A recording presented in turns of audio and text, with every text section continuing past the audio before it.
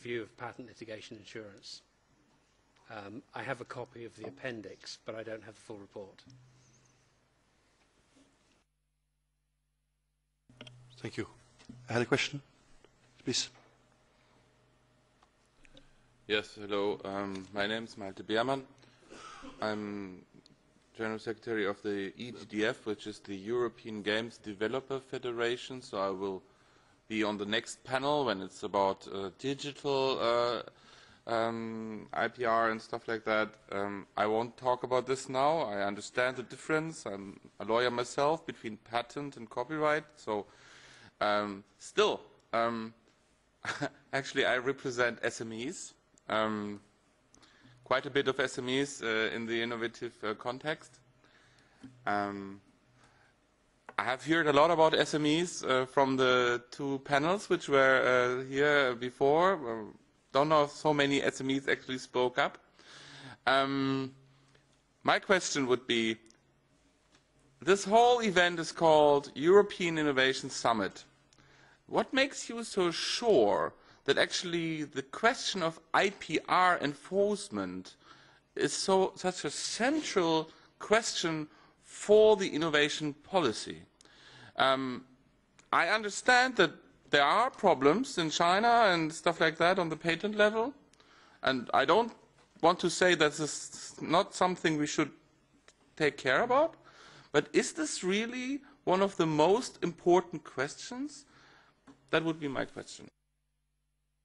Okay, I've already heard 200 billion but maybe you will take that question, or would you like? Yeah.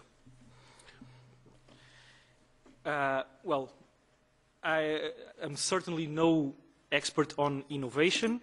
I can tell you that it is an important enough question to be permanently addressed by most of the, by literally hundreds of companies and associations in Europe, to be addressed by the G8, to be addressed by the OECD, to be addressed by the United Nations on different aspects in many of their groups. The values I mentioned, they also speak for themselves. If counterfeiting and piracy, with all the limitations I mentioned, would be an economy, it would be the 50th richest in the world. That is something. And that is every year. The next year there are 200 billion more being infringed. So if we believe we have some link with reality and with what the civil society or the industry is telling us, yes, it is very much that important. Of course, it requires a certain kind of SME to be already on the business of exporting to the outside or being copied in China. I remember one day I was with a lawyer in Beijing in the silk market, a place full of counterfeiting, and suddenly he saw something, he took out his phone all excited, and he called his small client in Holland. His client was being copied in China. At the time he was finding that very emotional. This client was big enough to be copied in China. I'm sure very soon he would find it not funny at all, and it would become a problem to him.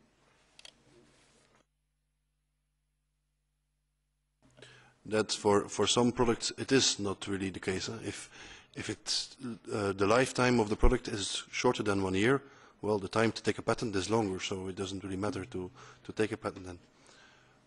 Thanks for the question. We have time for one more question. If I may add something to this. Oh, please. I'm sorry. Yes. If I may add something to your question, the fact is that this workshop is called towards an intellectual property rights strategy for innovation in Europe. And what we intend to do through this workshop is to identify certain trends of this strategy, or to summarize them, and patent enforcement may be one of these. And perhaps a question related to this, whether I mentioned that we have had previously several other projects in STOA, and one of these was current policy issues in the governance of the European patent system. We may put the question whether do we have a European patent system, or we have a bunch of national systems loosely bound in a European framework, because perhaps the problem, most of the problems comes from this, and one of these is perhaps patent enforcement, because patent enforcement it could have two sides: enforcement within Europe, but enforcement on European patents in markets like China, or products of China marketed not in Europe, but for instance in Nigeria, which it is a lose. It may be a big lose for European industry, and we never treated this as far as I can see. So there is patent enforcement means that we lose markets. European industry loses markets, important markets, which impedes, in fact, income to serve further innovation. Thank you. Thank you very much. I had two more questions. One was here. No? Yeah? Yeah, please. Okay. It's me. Sorry. Come after. Okay.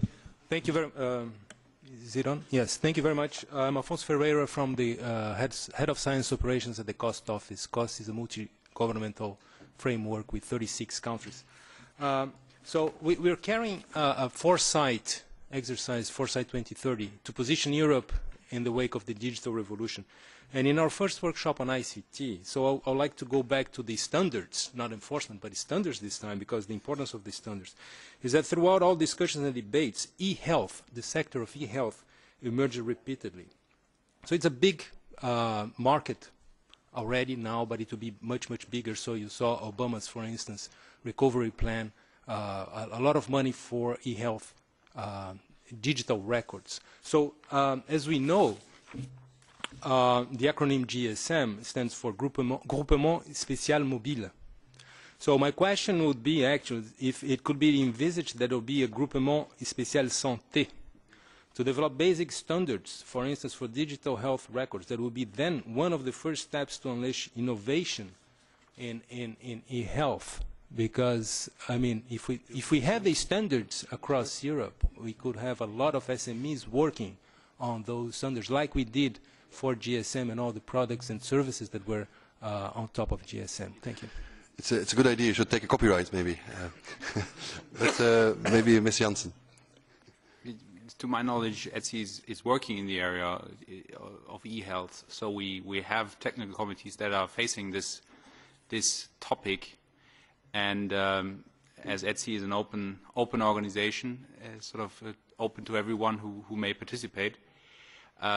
And obviously, we're always looking for new members, in particular also from the small medium enterprises working in the different fields of technology. That would be a good opportunity to get more input in this area. So yes, there is work be done in ETSI. I don't know how far we are, but maybe at the end of the process.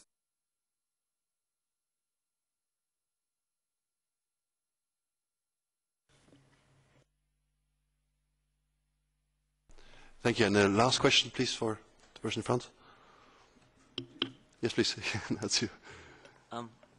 Just as a follow-up to the discussion whether IPR enforcement, IPR should be seen as part of innovation policy. Excuse me, Ms. Willinger. I just wanted to draw to your attention that there is a gentleman at the back who has asked for the floor already several times. Okay, we'll give him the chance. I'm sorry. Please. Okay. Okay. Just to give a quick account of the connection of IPR to innovation. Yeah. In literature.